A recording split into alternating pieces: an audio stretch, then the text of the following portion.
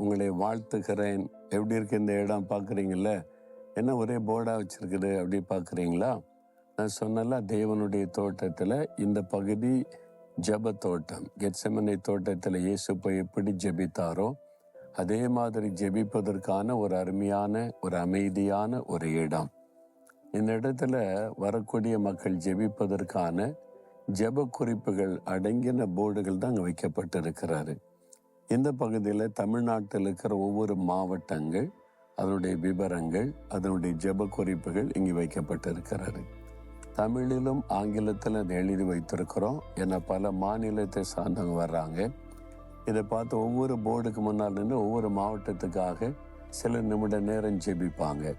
அப்புறம் அடுத்தது போனால் அடுத்த மாவட்டம், அப்படி ஒவ்வொரு மாவட்டத்தை பற்றி விவரங்கள் உள்ளே வந்து அப்படியே நீங்கள் ஜெபிச்சுக்கிட்டே போனீங்கன்னா மணிக்கணக்காக அப்படியே தொடர்ந்து ஜெபிக்கலாம். ஒரு ஜெபிக்கிற ஒரு சூழ்நிலையை ஆண்டவர் உருவாக்கி வைக்க சொல்லி தான் இதை செய்திருக்கிறோம். நீங்கள் தேவனுடைய கூடார நாள் மாடிக்கு வரும்போது அங்கேருந்து நடந்து வந்துடலாம் இந்த ஜெப தோட்டத்திற்கு. இங்கே வந்து நீங்கள் அருமையாக தனிமையாக உட்காந்து ஜெபிச்சுட்டு போகலாம். யாரும் உங்களை டிஸ்டர்ப் பண்ண மாட்டாங்க.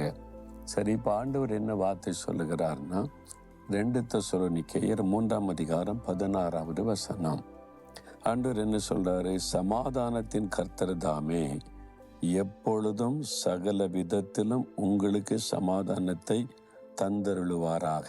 ஒரு ஆசீர்வாதம். சமாதானத்தின் தேவன் ஆண்டவர் எப்படிப்பட்டவரா? காட் ஆஃப் பீஸ், சமாதானத்தின் தேவன். இயேசுக்கு ஒரு அழகான பெயர், பிரின்ஸ் ஆஃப் பீஸ், சமாதான பிரபு. சமாதானத்தின் தேவன் சமாதான பிரபுவாய் உலகத்தில் வந்தார்.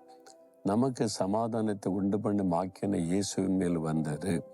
அவர் சிலுவையில் நம்முடைய பாவங்களை ஏற்றுக்கொண்டு, சாபங்களை ஏற்றுக்கொண்டு, நம்முடைய பிரச்சனைகள் பாடுகளை ஏற்றுக்கொண்டு மறித்து அவர் உயிரோடு எழுந்த பொழுது நமக்கு சமாதானத்தை உண்டு பண்ணினார். அந்த இயேசு கிறிஸ்து உங்களுக்கு சகல விதத்திலும் எப்பொழுதும் சமாதானத்தை அருளி செய்வார். எப்பொழுதுமே சமாதானம். ஆண்டவர் கொடுக்கிற சமாதானம் குறிப்பிட்ட நேரம் மாத்திரம் அல்ல.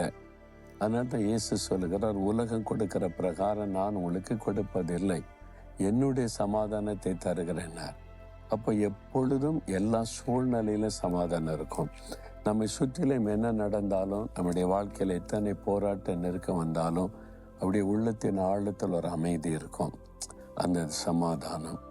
நீங்கள் கடற்கரைக்கு போனீங்கன்னா கடற்கரையில் நின்று பார்க்கும்போது அப்படியே அலைகள் எழும்பி வரும். பார்த்துருக்கீங்களா? அப்படியே ஒரு குறிப்பிட்ட கண் எதிர்கிட்ட பார்த்தீங்கன்னா அப்படியே வெள்ளையாக அது தண்ணியை சுருண்டு வருவது தெரியும். அந்த அலையை பார்த்தாலே ஒரு பயமாக இருக்கும்.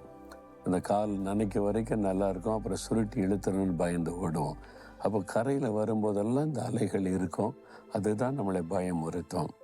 அதை உள்ளுக்குள்ளே போயிட்டீங்கன்னு வைங்களேன், உள்ளுக்குள்ளே கடலுக்குள்ளே கப்பலில் பிரயாணப்பட்டிருக்கீங்களா? அப்படிலாம் நான் பிரயாணப்பட்டிருக்கேன். பார்த்தா ரொம்ப ஆச்சரியம், ரொம்ப அமைதியாக இருக்கும்.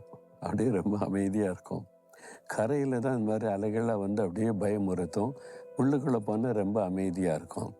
இன்னும் சொல்கிறாங்க, உள்ள ஆழத்தில் போனால் ரொம்ப அமைதியாக, அது சின்ன ஒரு அசைவு கூட இல்லாமல் இருக்குன்றாங்க.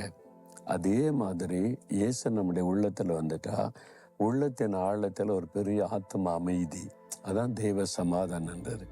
அது எப்பொழுதும் இருக்கும், சகல காரியத்திலும் இருக்கும். எது வந்தாலும் அந்த சமாதானத்தை மட்டும் கெடுக்க முடியாது. வெளியில் சில காரியம் நமக்கு அலசடிப்படுற மாதிரி தெரியும். ஒரு பயத்தை உண்டாக்குறது, சோர்வை உண்டாக்குறது, இந்த மாதிரி பிரச்சனை வந்துட்டு போகும். ஆனால் உள்ளத்தின் ஆழத்தில் பார்த்தீங்கன்னா அப்படியே ஒரு அமைதி, அதான் தெய்வ சமாதானம். இது நிறைய பேருக்கு இல்லை. உள்ளுக்குள்ளே நிம்மதியாக தூங்க முடியல, நிம்மதியாக இருக்க முடியலம்பாங்கல்ல, அது உள்ளத்துக்குள்ள பாதிப்பு. ஆனால் சமாதான பிரபு இயேசு நமக்குள்ளே வந்துட்டா உள்ளத்தின் ஆழத்தில் ஒரு பெரிய அமைதி இருக்கும். அதான் தெய்வ சமாதானம். அன்று சொல்றாரு, அவர் எப்பொழுதும் எல்லா சூழ்நிலையிலும் உனக்கு சமாதானம் கட்டளையிடுவேன் அப்படின்றார். இந்த சமாதானம் உங்களுக்கு இருக்குதா? அப்படியே கண்ணு மூடி யோசித்து பாருங்க. உள்ளத்தின் ஆழத்தில் ஒரு சமாதான ஆத்ம அமைதி இருக்குதா? யோசித்து பாருங்க. இல்லையா? அப்போ சமாதான பிரபு இயேசுவை உங்களுடைய உள்ளத்தில் ஏற்றுக்கொள்ளுங்க. இயேசுவை நீங்கள் வந்து எனக்குள்ள வாசம் பண்ணுனா அந்த சமாதானம் நிலைச்சிருக்கும். எப்பொழுதும் எல்லா காரியத்திலும் அந்த சமாதானத்தை நீர் எனக்கு அருளி செய்யணும் வாக்கு கொடுத்திருக்கிறேன்னு இன்றைக்கு அந்த சமாதானம் பெற்றுக்கொள்ளுங்க. அப்படியே உங்களுடைய ஆத்மா அலசடிப்பட்டு கொண்டு இருக்கிறது, அப்படியே பயப்படுத்தி அலைகள் மாதிரி பிரச்சனை வந்துக்கிட்டே இருக்குதுன்னு அமைதி இல்லாமல் தவிக்கிறீங்கல்ல, இப்போ அந்த சமாதானத்தை உங்களுக்கு ஆண்டவர் அருளி செய்வார்.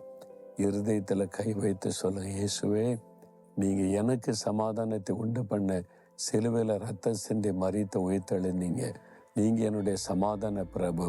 என் உள்ளத்துக்குள்ள அந்த ஆத்ம அமைதி மெய்யான சமாதானத்தை தந்து என்னை ஆசீர்வதியும். இயேசுவின் நாமத்தில் ஆமேன், ஆமேன்.